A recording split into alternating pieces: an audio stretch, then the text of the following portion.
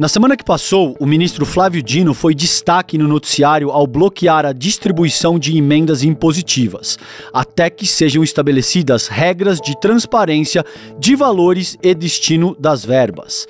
Uma das principais formas de deputados e senadores enviarem dinheiro para seus redutos eleitorais, esse tipo de emenda disparou depois que o STF extinguiu, em 2022, o orçamento secreto.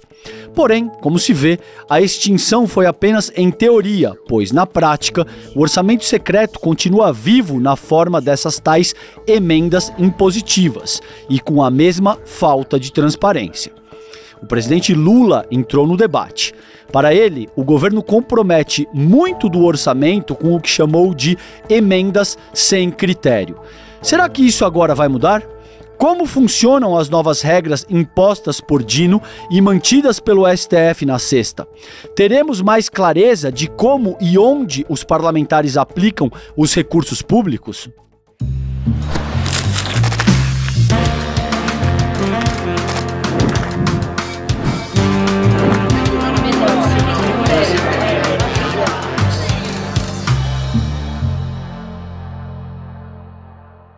Olá, comunidade CL, seja bem-vinda. Eu sou o César Calejon e hoje eu apresento o Em Detalhes, o seu videocast diário. Vocês já sabem, né? Todo dia a gente mergulha e analisa a temática do dia. Hoje eu converso com o advogado Rafael Valim. Rafael Valim, que é um dos signatários da ação direta de inconstitucionalidade que foi impetrada em nome do PSOL pelo Flávio Dino e que levou à suspensão das emendas impositivas. Isso aí tá dando o que falar e a gente tem um craque, um jurista como o Rafael Valim para nos ajudar com essa reflexão, para que vocês entendam exatamente do que se trata, tá bom? Então, vamos lá. Valim, prazer te receber no Em Detalhes, querido. Muito obrigado, César, pelo convite, e é uma alegria participar de mais um programa do ICL, especialmente o Em Detalhes, que é uma oportunidade para a gente falar com mais vagar e mais profundidade sobre os temas. Muito obrigado. Perfeito, eu que te agradeço, Valim, sempre um prazer discutir contigo e entender um pouquinho melhor do que a gente está tratando nessa ocasião. Vamos começar de uma forma bastante didática, Valim. Eu gostaria que você ajudasse a nossa audiência a compreender o que são essas emendas impositivas, quais são as modalidades dessas emendas impositivas e como é que elas funcionam. Muito bem, para responder essa sua primeira pergunta, César, a gente precisa entender um pouco como foi concebida a nossa Constituição. Então, a Constituição Federal de 88, ela coloca de maneira muito clara como se dá a dinâmica entre os poderes. Ao Executivo, cabe formular as políticas públicas de acordo com aquele programa que se sagrou vencedor das eleições, e executar essas políticas públicas, tornar concretas as políticas públicas. Que isso se dá, naturalmente, por meio do orçamento. O orçamento é uma peça fundamental de planejamento da ação estatal, no qual se prevêem receitas e despesas e se prevê um programa de ação. E isso é de incumbência do Executivo.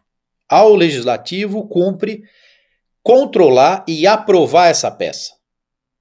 Essa é a conformação da Constituição originária de 88. Perfeito. O Legislativo poderia fazer emendas, ele poderia fazer correções, alterações pontuais nessa peça que nós chamamos de orçamento. Porém, essas alterações eram meramente indicativas. O que eu quero dizer com isso?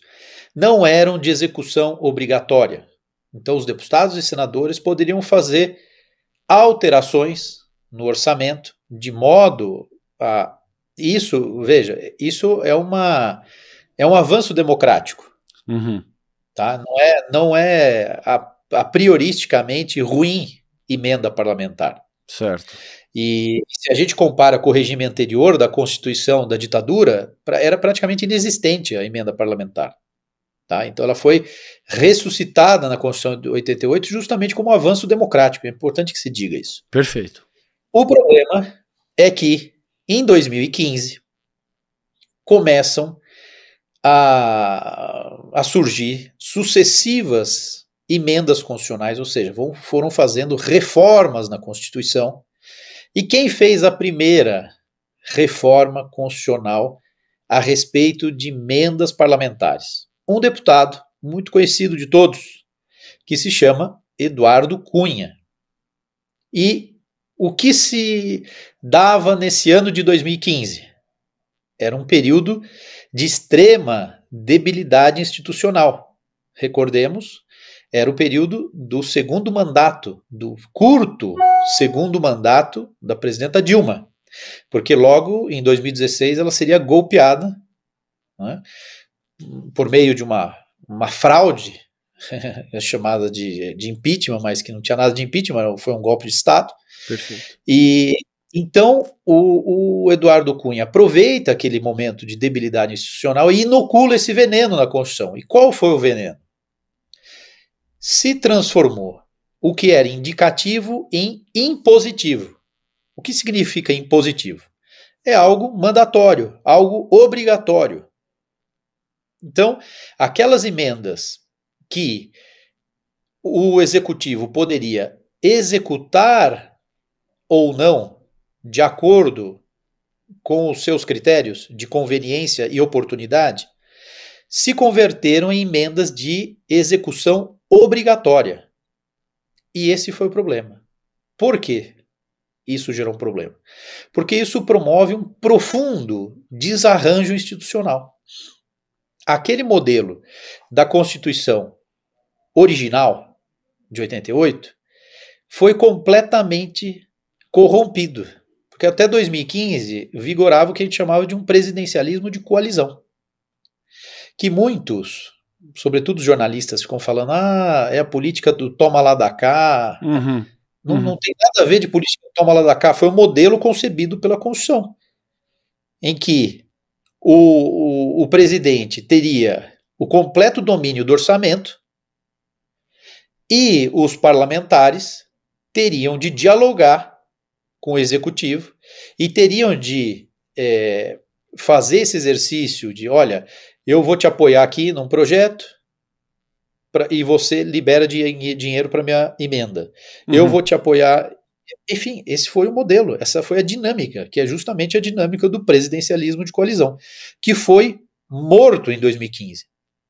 Porque a partir de 2015, todos os deputados e senadores começaram a ter um orçamento próprio e simplesmente não lhes interessava mais, nem um pouco, manter relações com o chefe do Poder Executivo. Claro. E isso explica a nossa profunda crise de governabilidade desde então. Perfeito. Com um chefe do Executivo fragilizadíssimo, refém do Poder Legislativo. Isso, claro, se agudizou durante o governo Bolsonaro. Sim. E agora temos os novos episódios aí sobre os quais nós vamos conversar. Não sei se eu me fiz claro. Muito claro, perfeitamente claro. Inclusive, tem um termo que eu gosto muito, que é do nosso querido Jorge Misael, Valim, aqui no ICL, que ele fala que o nosso presidencialismo de coalizão foi transformado numa espécie de parlamentarismo orçamentário.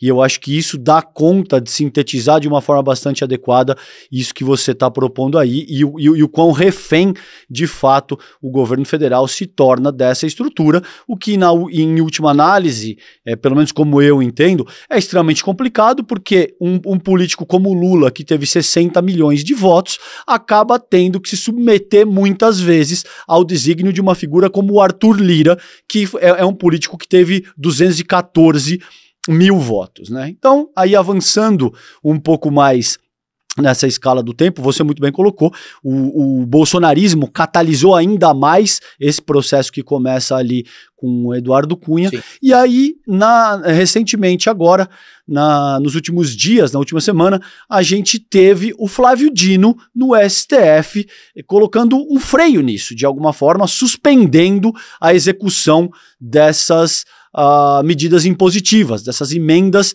impositivas, né? Semana passada também houve o STF, né, formando maioria para, de alguma forma, garantir que a medida do Flávio Dino continuasse vigente, porque o Congresso Nacional tentou derrubar essa medida que foi deliberada pelo Flávio Dino. Então, em suma, para a gente avançar no tempo. Agora eu gostaria da tua avaliação, como é que isso fica? O que a gente pode esperar a seguir? Porque eu li uma entrevista muito interessante tua com o Chico Alves, aqui no site do ICL, inclusive, na qual você afirma que essa medida do Flávio Dino tem o objetivo principal de retomar a governabilidade, inclusive do governo federal, para o país. Então não é pouca coisa que a gente está tratando aqui, né, Valim? É uma medida de suma importância que diz respeito ao próprio futuro da nação, inclusive, né? É isso mesmo. Eu gostaria de fazer alguns aclaramentos. Tá? Então, primeiro é preciso entender essas espécies de emendas, porque há uma grande confusão na mídia a esse respeito. O que nós temos, fundamentalmente, são emendas individuais e emendas coletivas. Tá? E essas emendas individuais e as emendas coletivas, que são chamadas emendas de bancada também, então as emendas da bancada de São Paulo, do Mato Grosso, tal. Essas são emendas impositivas, obrigatórias. E também nós temos um outro tipo de emenda que não é obrigatória, que são emendas de comissão. Então, comissão de infraestrutura, as inúmeras comissões que tem no Congresso, elas também podem fazer emendas, mas essas não são impositivas. O que a gente chama de emenda PIX foi uma alteração posterior a 2015 e que deu um novo regime para essas espécies de emendas individuais, emendas de bancada. Então, ela é uma característica das emendas parlamentares, ela não é uma espécie no sentido próprio. Então, o que elas fazem? Com essa alteração constitucional, ela permitiu que as emendas fossem executadas de uma maneira direta, sem qualquer programação, sem qualquer projeto. Então, o deputado pode ir lá transferir uma grana para um município X e não depende de convênio, não depende de nada. Plano de trabalho, né, Valim? Não precisa de um plano de trabalho, não precisa de nada. Faz um Pix, e cai o dinheiro na conta daquele município. Né? Então, esse é o primeiro aclaramento. Uma outra coisa é também entender, porque o que se está falando hoje na mídia é muito concentrado na questão da transparência e rastreabilidade. Uhum. São aspectos muito importantes, obviamente. Mas eles não resolvem o problema. Tá? Essa questão da transparência, da rastreabilidade, elas estão sendo objeto de ações constitucionais também no Supremo, da PGR, da Abrage, enfim, há ações tratando desse tema. Uhum. Nós, representando o PSOL, ingressamos com uma ação direta de inconstitucionalidade no Supremo, fulminando o modelo de impositividade das emendas parlamentares. Certo. Ou seja, nós entramos com uma ação para acabar com o modelo, que na nossa visão afeta completamente a separação de poderes, o pacto federativo, o próprio princípio democrático, e foi nessa ação que nós movemos no Supremo, que foi decretada essa medida cautelar, que houve essa suspensão de execução de todas as emendas parlamentares. Tá? E então essa é uma coisa importante também, César, Claro, porque o pessoal só fala de transparência, fala de, tá, mas a gente aceitar que tão somente se dê transparência e rastreabilidade para as emendas parlamentares e manter os níveis de dinheiro que são transferidos através dessas emendas, ok. não resolver o problema. Entendi. Perfeito, perfeito. Sim. Não serve para nada. Não Sim. serve para nada. Tá, então vocês continuem se apropriando, ou nas palavras até do presidente Lula, sequestrando o orçamento, que muitas vezes chega até 30%, 40% das verbas que o presidente da República pode livremente gastar. Admitir isso é admitir que continue se agredindo a separação de poderes que foi prevista na Constituição de 88. Por isso que você dá conta de governabilidade, você usa esse termo para expressar essa ideia a qual você se refere, né? Porque uma coisa é transparência e rastreabilidade. Isso diz respeito a quê? A controle da administração pública, a moralidade administrativa. Nós não estamos falando disso. Certo. A nossa ação não está falando disso. Nós estamos falando que fizeram reformas constitucionais inconstitucionais. Lembrando que emendas constitucionais também são passíveis de controle de constitucionalidade. E é isso que esse é o objeto da nossa ação, são emendas constitucionais que afetam o núcleo imodificável da Constituição. E agora eu vou tirar o juridiquês. O que é esse núcleo imodificável da Constituição? A Constituição, no artigo 60, parágrafo 4º, ela traça o que a gente chama de cláusulas pétreas. Pétrea de pedra. É algo que você não pode mudar. Então, nem emenda constitucional pode alterar essas cláusulas pétreas. Entre essas cláusulas pétreas figura um princípio que se chama princípio da separação de poderes. Então, na medida em que essas sucessivas reformas constitucionais afetaram a separação de poderes, elas podem ser objeto de controle de constitucionalidade.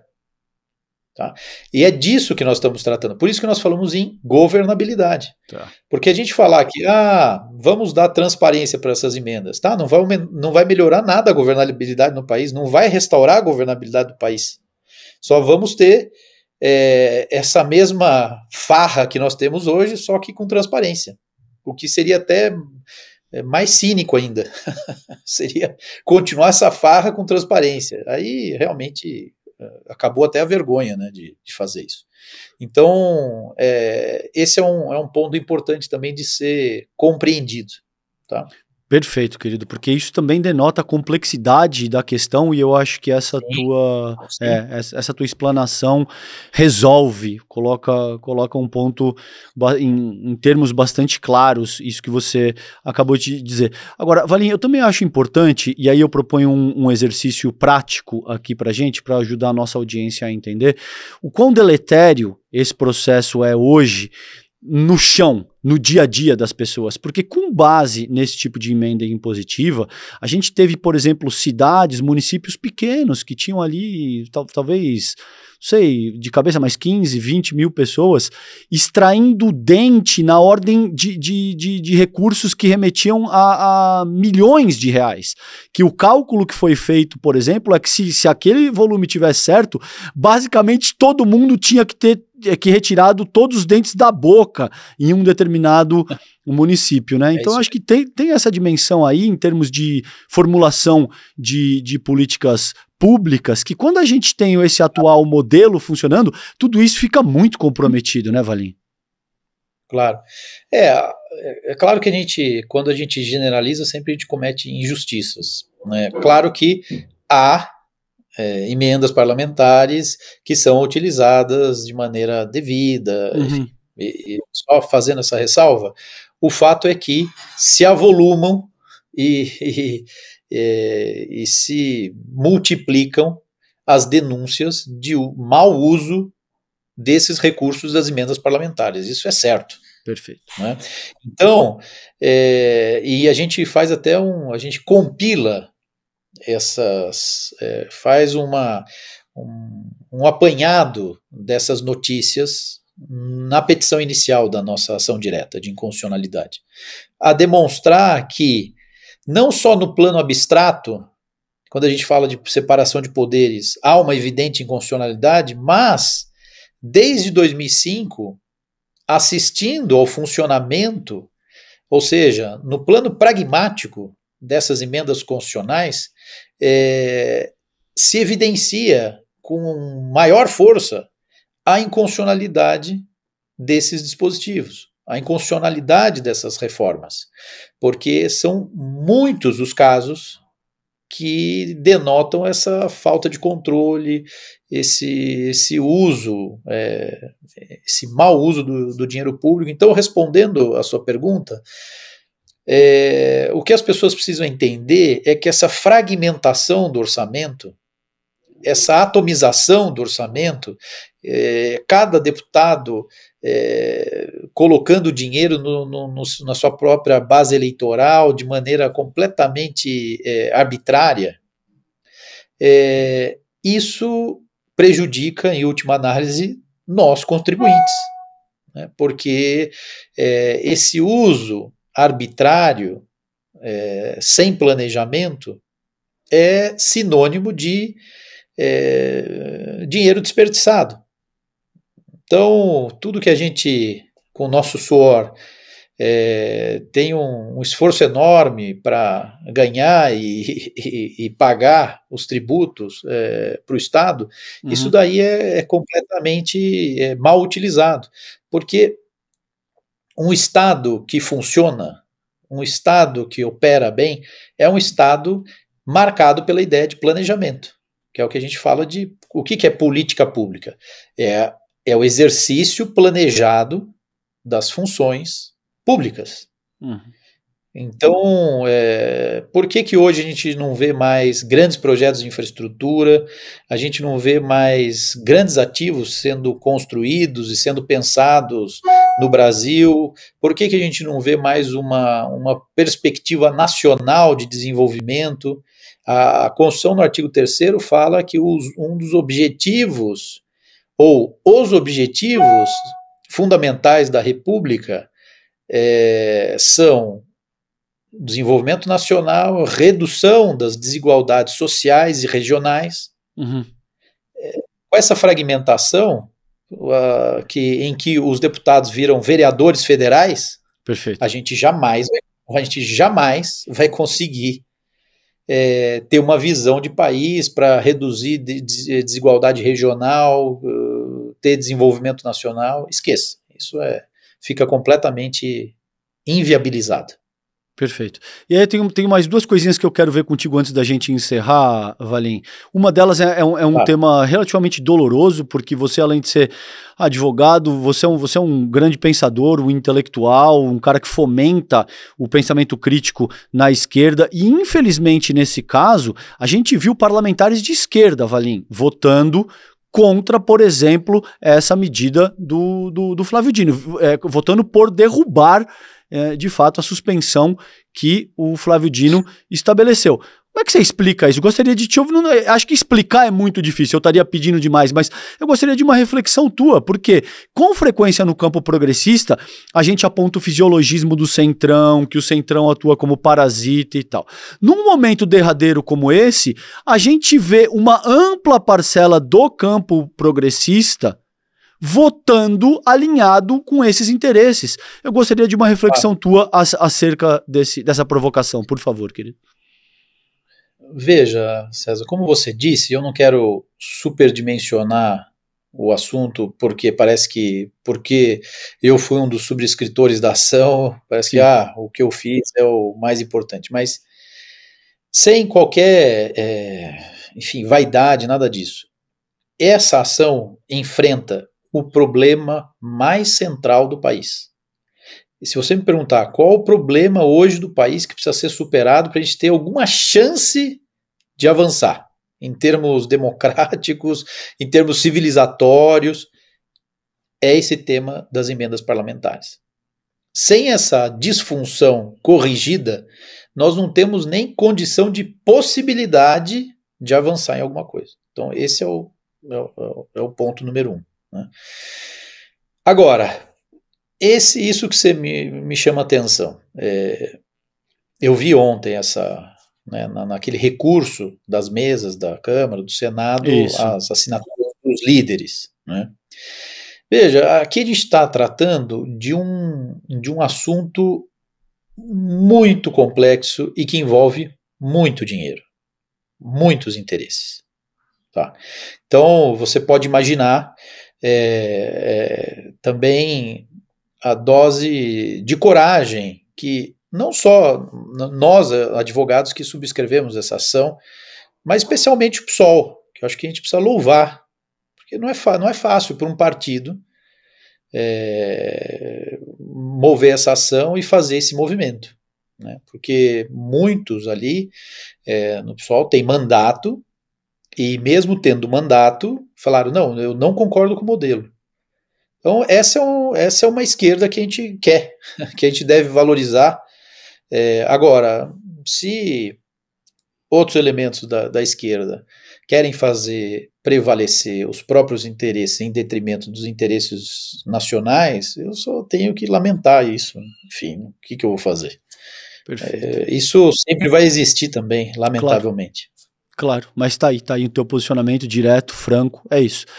Valim, antes de terminar, tem mais um minutinho contigo aqui e eu gostaria que você deixasse aí, portanto, quais são os próximos passos, o que as pessoas podem esperar, considerando os trâmites do que deve acontecer a seguir no que diz respeito às emendas impositivas, porque agora parece que então o Flávio Dino diz que isso vale até o Legislativo determinar uma regra, até o Congresso Nacional efetivamente se mexer nessa direção. É isso mesmo? Por favor, me corrija se eu estiver errado. Então, gostaria que você, agora nesse minutinho final, dissesse o que você vê no horizonte para essa temática. Muito bem. O ministro Flávio Dino colocou 2 comandos nessa decisão dele. Primeiro, suspensão imediata da execução de todas as emendas parlamentares, ressalvadas algumas situações excepcionais, de calamidade pública, enfim. Agora, há um outro comando que está sendo muito mal interpretado pela mídia, muito mal interpretado, que é quando ele diz o seguinte, essa impositividade não é algo absoluto, e não vai poder ser lido como algo absoluto. Uhum. Agora, essa impositividade é o seguinte, os parlamentares vão formular essas emendas e o executivo vai avaliá-las, examiná-las e dizer se essas emendas estão de acordo com a Constituição Federal e com os planos do executivo. Ou seja, ele dotou essa impositividade de um sentido consentâneo com a Constituição. Ele, em vez de ele falar, olha, acabou a impositividade, vira indicativo, ele falou, impositividade aqui para mim vai significar isso. Tá? E traçou critérios, claro, entre os quais de transparência e tudo isso, mas muito mais que isso. Quando ele fala de eficiência, tudo, ele quer dizer, não vai ser mais essa farra que é hoje. Isso está na decisão dele. Tá? Então, quando ele fala também, olha, agora executivo e legislativo vão sentar e vão negociar regras daqui para frente, ele diz, regras que observem os critérios que eu formulei, que eu determinei nessa decisão. Também não vão ser quaisquer regras. Uhum. Isso é muito importante. Né? Porque o modelo daqui para frente, claro que sujeito a aprimoramentos, essa é uma ação que está começando. Certo. Mas, vamos dizer assim, as balizas fundamentais já foram dadas pelo ministro Flávio Dino e me parece de uma maneira muito correta. Rafael Valim, obrigado, querido, sempre brilhante a tua participação, obrigado pelo teu tempo, pela tua energia, sobretudo, em organizar um projeto de nação, segundo o qual, de fato, a gente possa construir um país melhor. Obrigado pela tua participação hoje aqui, um abraço grande, Rafael. Obrigado, sempre uma alegria estar contigo. Um abraço, querido. Gente, e vem aí o próximo webinário do ICL, vai ser a aula O Fracasso Neoliberal, os segredos do modelo que promete riqueza e distribui injustiça, com ninguém mais, ninguém menos do que o professor Bresser Pereira, uma das maiores autoridades em economia do Brasil. A aula vai ser online, gratuita. Nela, o ex-ministro da Fazenda vai dissecar as políticas econômicas neoliberais que têm prejudicado o desenvolvimento do Brasil nas últimas décadas. Além disso, ele apresentará alternativas que podem levar o Brasil a um caminho mais justo e sustentável. Então, anota aí na sua agenda, tá? A aula vai ser online e gratuita no dia 27 de agosto, às 20 horas. É uma terça-feira. Gente, o videocast em detalhes fica por aqui. O próximo episódio vai ao ar às 10h30 da manhã, ao vivo no YouTube, por onde você acompanha toda a programação do ICL Notícias, sempre de segunda a sexta-feira. Você também pode acompanhar o Em Detalhes nas principais plataformas de áudio. O podcast fica disponível entre 6 e 7 horas da manhã. Para quem acompanha essa transmissão ao vivo no YouTube, você fica agora com o programa Mercado e Investimentos com o André Campedelli e a Débora Maganha. Às 6 horas da noite tem o ICL Notícias, segunda edição. Um abraço, fiquem bem, tchau, tchau. Você já teve a sensação que o nosso país não avança? Entra ano, entra governo, sai governo, um é um pouco melhor, o outro é muito pior, mas a gente fica patinando, né? O eterno país do futuro que nunca consegue acertar o seu presente? Pois é. O grande culpado disso tem nome, chama-se neoliberalismo. Esse modelo fracassado que distribui miséria e injustiça. A gente vai ter uma aula com o professor Bresser Pereira, um dos maiores intelectuais do Brasil, ex-ministro da Fazenda e da Ciência e Tecnologia, no dia 27 de agosto, uma terça-feira, às 8 horas da noite. E entender por que esse modelo é tão fracassado. E também conversar sobre alternativas para esse modelo. Uma aula histórica que o ICL está trazendo para vocês, com um dos maiores intelectuais do Brasil e do mundo. Todo mundo deveria assistir essa aula, até porque é um dos temas que divide a nossa sociedade e que a gente deveria estar mais bem informado. Um abraço e até lá!